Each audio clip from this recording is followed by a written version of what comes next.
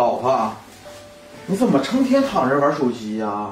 我要去上班了，你把我那个工服洗了呗。哎呀，洗衣机坏了。洗衣机坏了？哎，那行吧，那再说吧。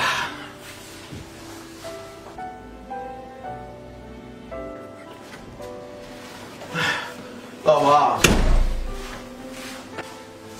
老婆，这怎么睡着了？妈，饭做了吗？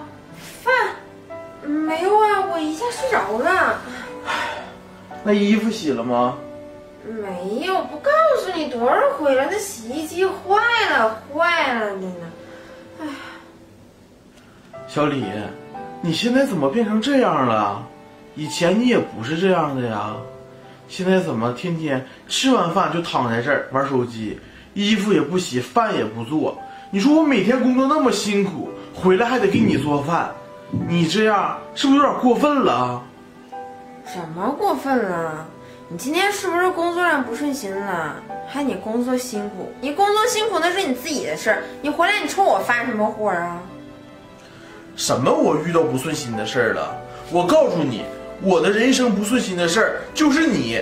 你看看你现在好吃懒做的，游手好闲，天天也不出去工作，也不上班。我告诉你，我养不了闲人。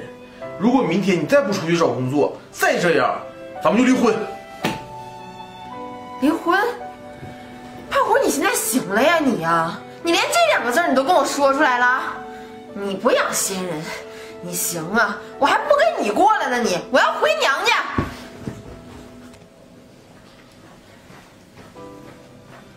走就走。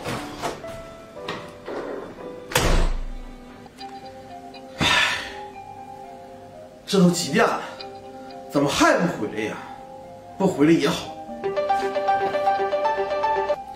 喂，你好，请问是李女士的家属吗？我们这里是市人民医院。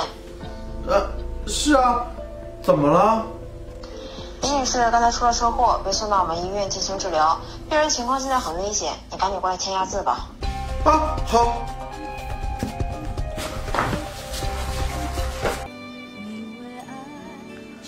老婆，你怎么说走就走了，留我一个人？老婆，如果当初我不让你出去找工作，不让你洗衣服，就不会发生现在的这样的事情了。对，洗衣服，我去洗衣服。